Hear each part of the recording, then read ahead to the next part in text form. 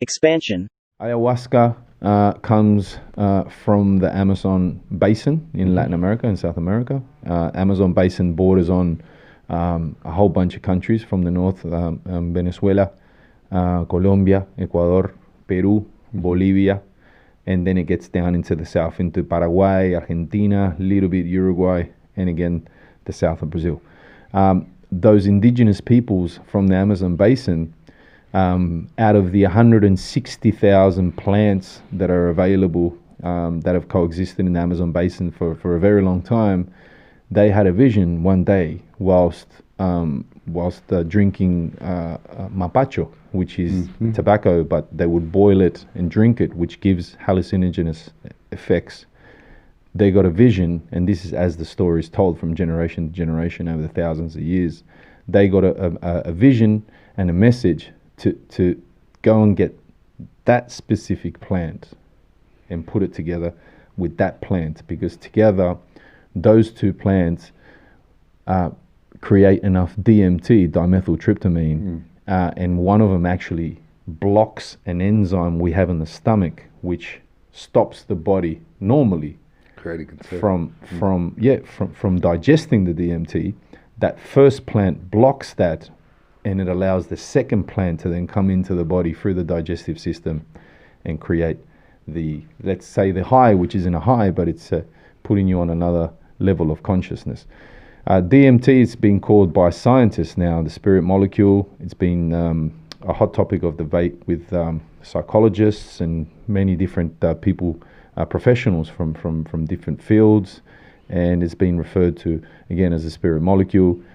In shamanism now, shamans are the people that distribute it, that administer it, for lack of a better word, even though it sounds it sounds quite pharmaceutical. They speak of it as the rope to the dead, or the rope to the soul. Other side. Yep. Or the grandma, or the purge. And what it is essentially, it's one of those master plant psychedelic experiences which all of our ancestral tribes around the world had. They all had the different plants, but they all had psychedelics. They all had their master plants until some time when man decided that they were evil and we should not pursue them anymore. But obviously people still do, let's say at an underground level, for lack of a better word. So I began this experience with ayahuasca. I was very fortunate to find people that were doing it here in Australia.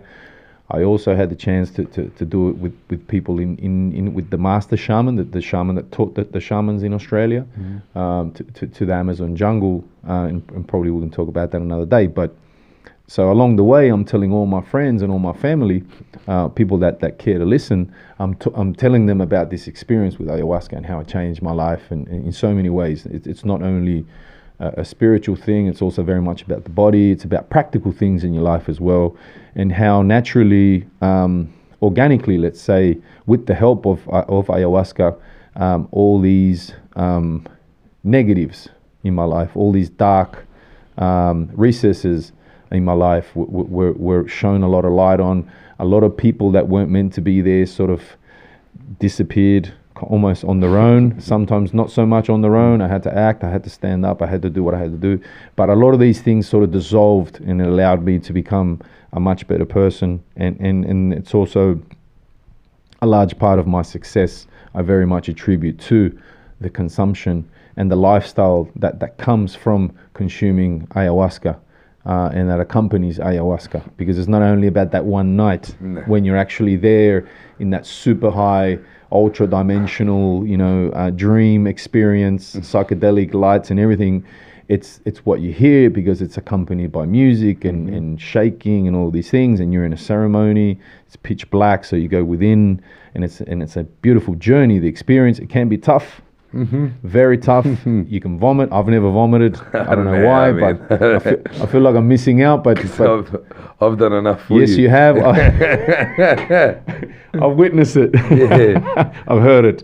Lucky I didn't catch any of it. But but then actually a lot of it is what comes outside of that actual ceremonial moment And if anything, I would dare say what's more important is what you put into practice and what happens accompanying that ceremony. It's not like, you know, your life changes in that very moment, even though it can. It leads to the changes in your life. Yeah.